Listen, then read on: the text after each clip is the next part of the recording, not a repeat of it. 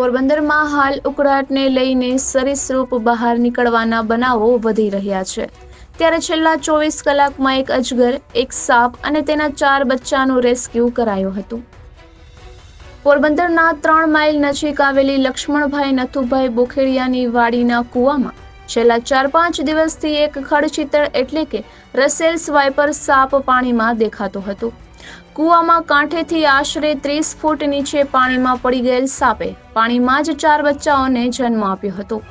આથી આ અંગે વાડી માલિકે રેસ્ક્યુઅર ડોક્ટર નીતિન પોપટને જાણ કરતા તેઓ ઉપરાંત સિવિલ હોસ્પિટલના મેડિસિન વિભાગના વડા ડોક્ટર HK પંચાલ, રામભાઈ બોખેડિયા, ભીખુભાઈ બોખેડિયા વગેરે તુરંત વાડીએ દોડી ગયા હતા અને ભારે જહેમત બાદ સાપ અને તેના 4 બચ્ચાનું કૂવામાંથી રેસ્ક્યુ કરાયું હતું અને બધા સાપને કુદરતને ખોળે મુક્ત કરેલા હતા। ડોક્ટર પોપટે જણાવ્યું હતું કે આ સર્પનું શરીર પીળાશ પડતું હોય છે અને તેના પર બદામી રંગનું ગોળાકાર ચિત્રામણ જોવા મળે છે। તેનું માથું ત્રિકોણાકારનું હોય છે અને સ્વાભાવિક ખૂબ જ આક્રમક હોવાથી કુકરની સીટી જેવો અવાજ કરે છે। તેની સરેરાશ લંબાઈ 3.5 થી 4.5 ફૂટ સુધી જોવા મળે છે।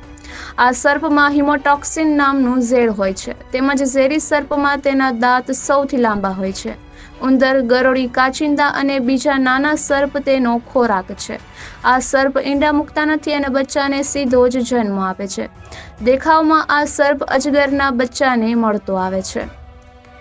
એ સિવાય રતનપર વાડી વિસ્તારમાં ગત રાત્રે અજગર દેખાતા સ્થાનિક જીવાભાઈ પરબતભાઈ મોઢવાડિયાએ રેસ્ક્યુઅર પંકજ અપારનાથીને ફોન કરી જાણ કરતા તે તુરંત સ્થળ પર દોડી ગયા હતા અને 7 ફૂટના અજગરનો સફળતાપૂર્વક રેસ્ક્યુ કરી અજગરને પ્રકૃતિને ખોળે મુક્ત કર્યો હતો।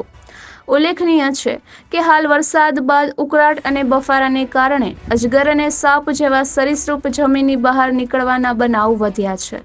બીજી તરફ સર્પદંશના પણ બનાવ વધી રહ્યા છે। નિપુલ પોપટ, પોરબંદર ટાઈમ્સ।